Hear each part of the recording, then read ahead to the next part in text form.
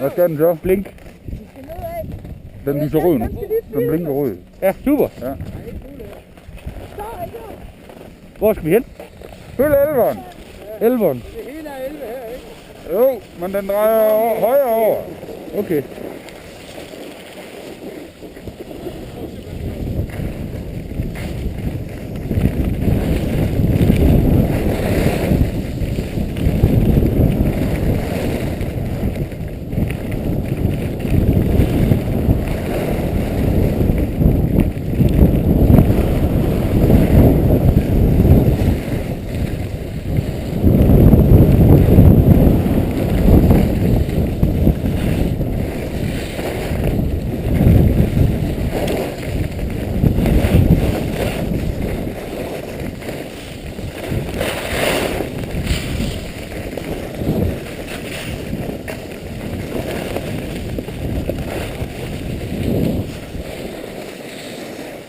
Okay. Jeg så godt, du fløj. Okay, Simpe.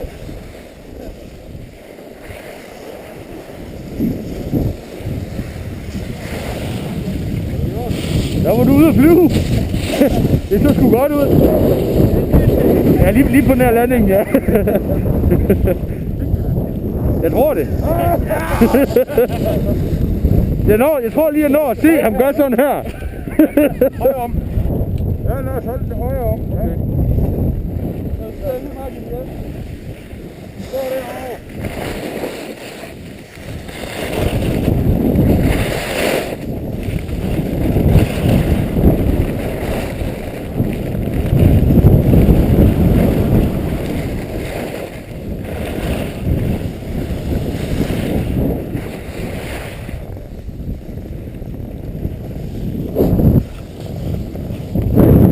Okay. Henrik hen.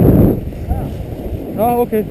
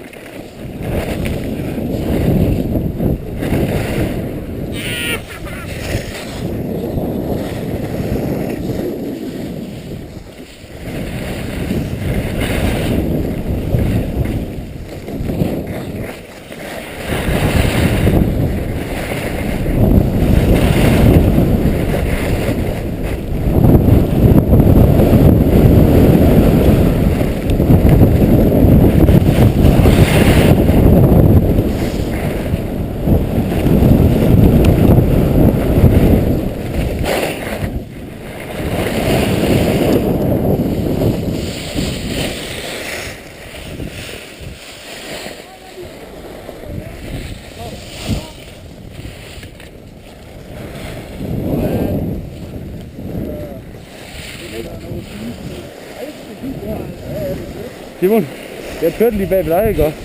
Men det kunne jeg fandme ikke, fordi der kan du køre videre. Altså ikke fordi du lader være, men så får du sne op, så kan jeg ikke se, hvad der er under sneen.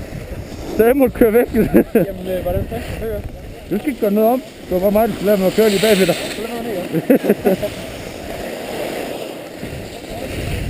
Eller mærke dig om Ja.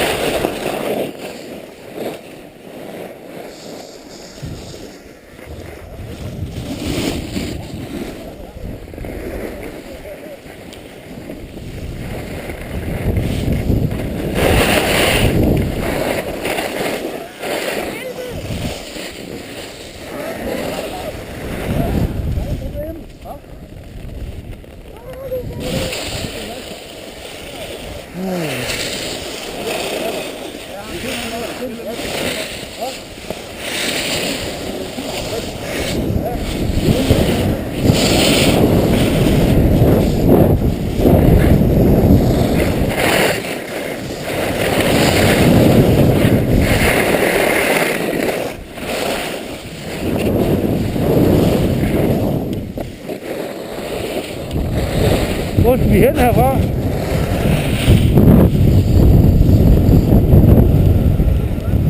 Hvor skal vi hen, Claus?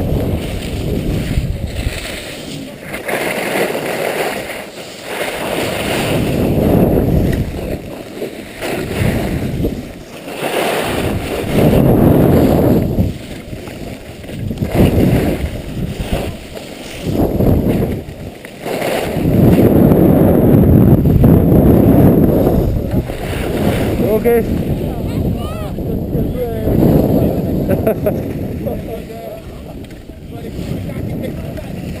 Wow.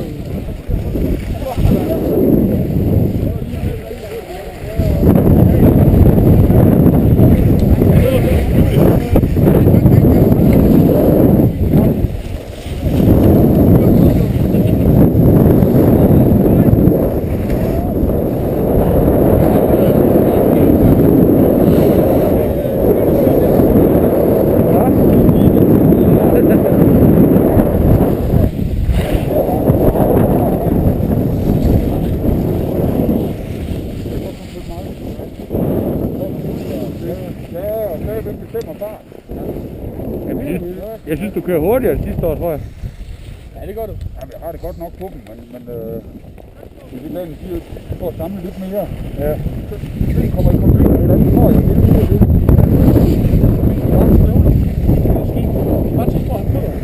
Ja, det er nok ikke.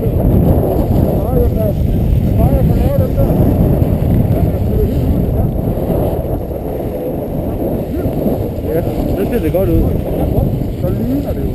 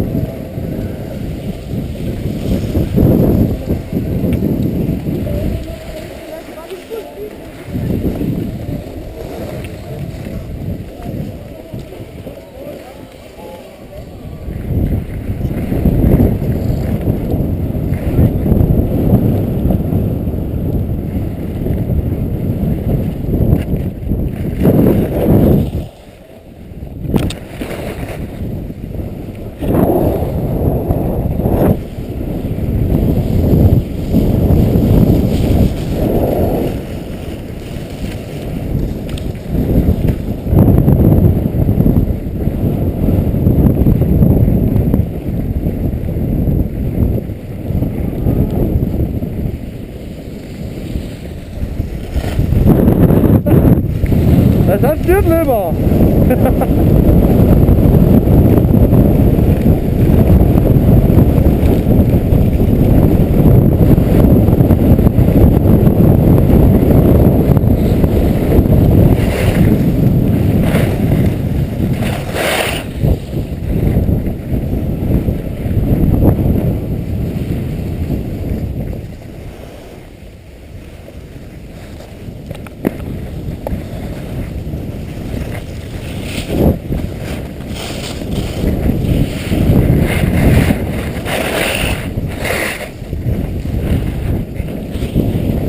Nu er vi dernede, hvor jeg ikke kan se en skid igen.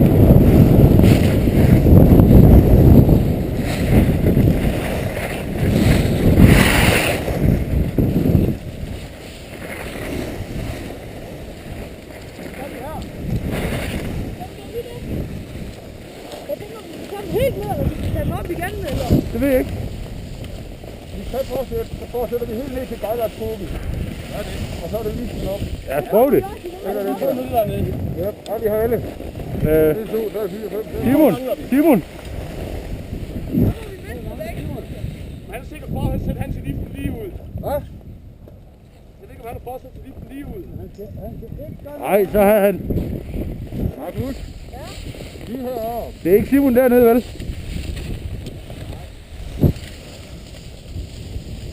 skal være Simon dernede. Er det det?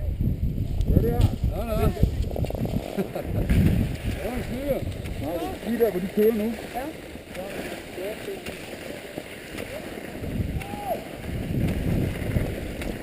Er du med, far?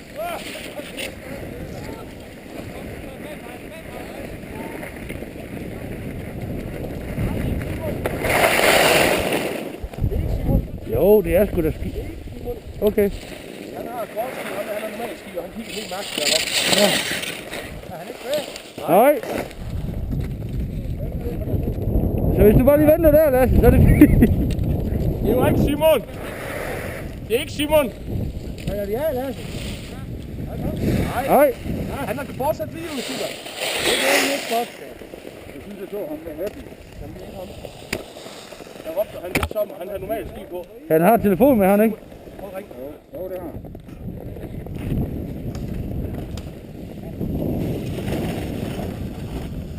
Ja. Alle de her ski kan køre bagland.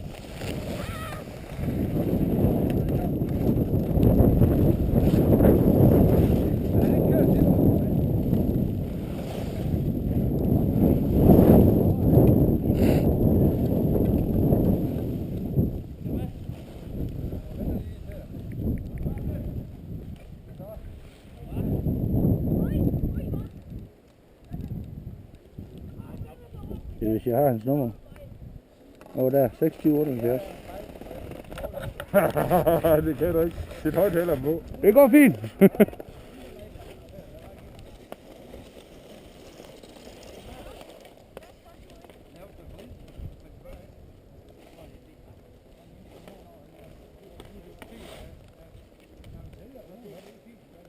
Hvad det hedder der, vi skal hen? Det her, det her 7'eren. Vi kører efter Gejlerskogen. Ja.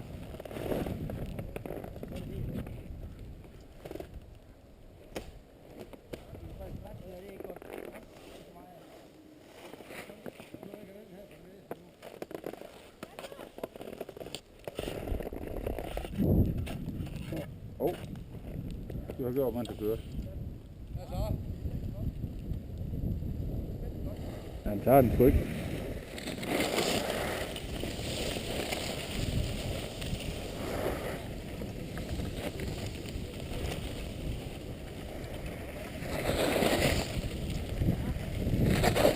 Han tager den ikke.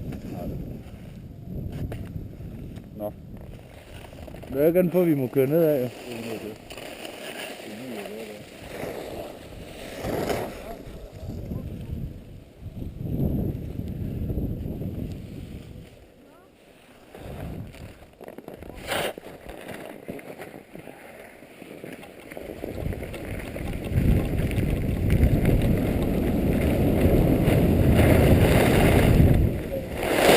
Så når vi ikke er der, så burde han jo begynde at køre videre hernede. Jo, men han har sikkert, altså ligesom for eksempel før der mig, som vi stod bag ved jer, der anede vi ikke, vi vidste, de var gået ind i en kø, men vi kunne ikke se jer. Nej, vi havde Så han set nu er jer. overbevist om, at han har troet, at vi måske skulle opad. Ja, så er vi kæmpe hurtigt opad, der godt nok. Men, Ja, men det er ikke altid, man lige... Vi har jo Det er ventet nemmere på. for os lige at stå og sige, ikke? Men ja. Altså, han må jo kigge på hans bil på den tidspunkt, altså så må vi ikke... Ja, men jeg lytter efter den. Eller prøver i hvert fald. Det er jo ikke nemt. Nej, det er ikke nemt. Altså, men har han den med? Ja, det har han, fordi han har lagt billeder op af dig. Ja, vi har lige til at kigge på den. Men jeg ved, jeg er ikke engang sikker på, at det er det rigtige nummer, jeg har. 26, han har haft for mange år. Så 2671 et eller andet. Ja. 26. Nå, vi må køre nedad, jo. Vi kan ned i bunden, og så må vi drikke en øl, så må han komme ned til os der. Der er sgu ikke andet for. Der er i bunden. Ja. Hvad så? Vi kører bare ned.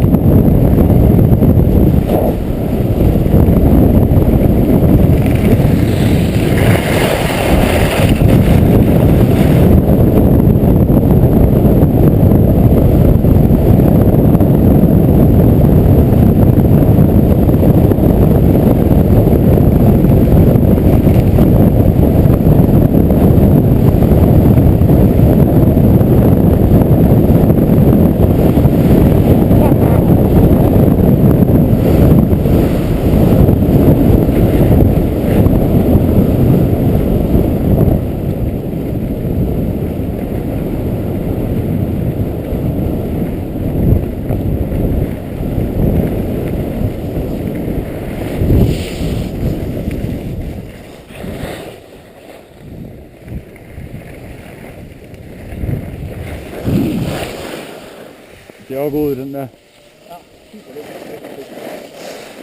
Tag nogle sådan fart på.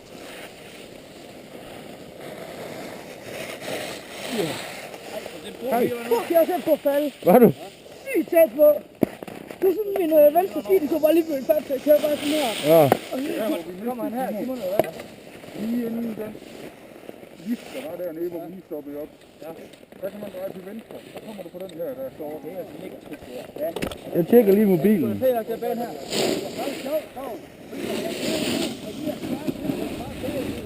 Nej, han har ringen. Simon har bringen. Her, hold lige min hand. Og man ligger helt nede i.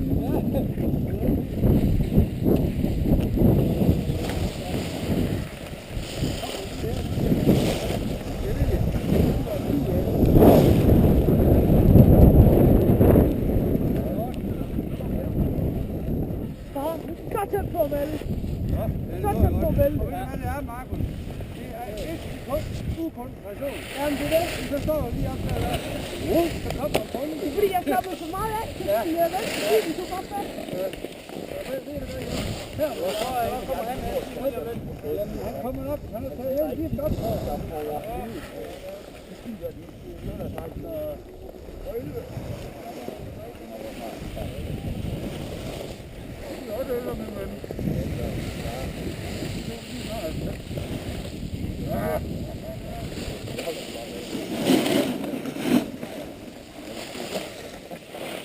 Onkel, hvad var det hed igen?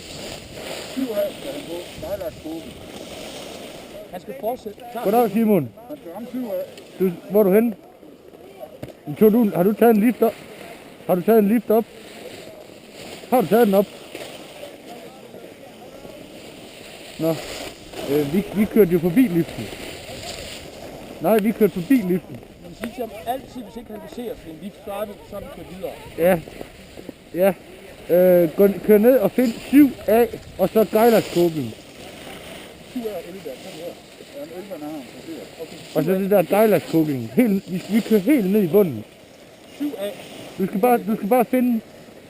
skal bare finde 7A og køre hele vejen ned. Og så kan du ringe til mig dernede, så sidder vi og får en øl. Jeg venter på ham dernede. Det er godt. Vi ses. Hej. Han tager i liften nu. Ja.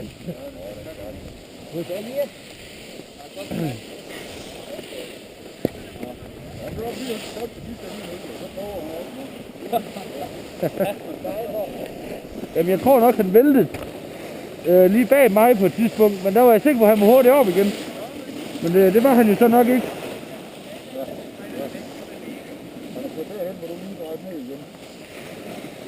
Nå. Så kommer han også op i et spændende område.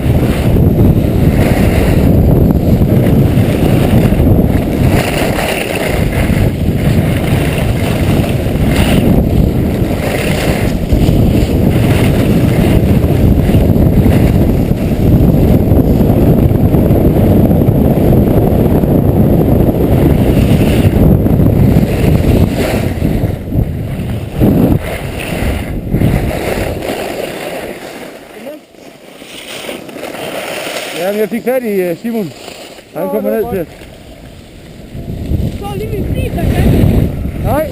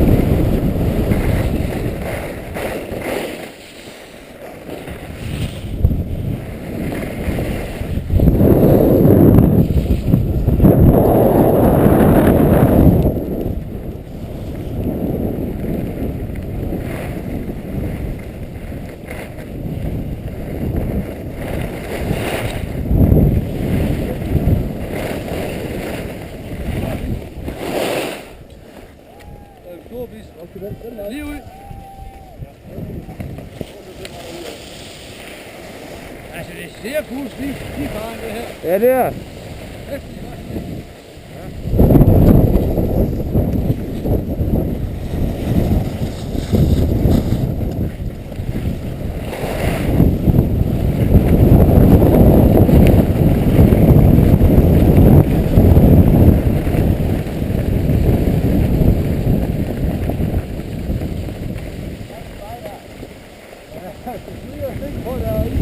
Den hopper vi bare lige over, Henrik.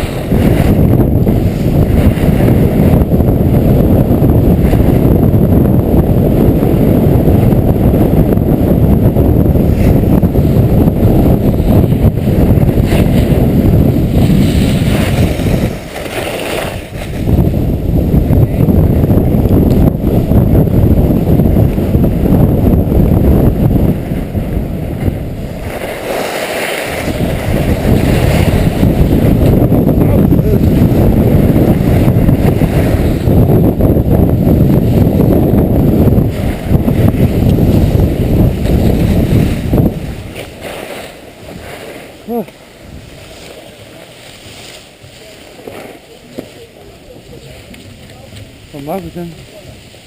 Hvor er den? Ja, så kan man se, hvis så klumper det bare med venstre hernede. Ja. Bare lidt bøg, alt muligt.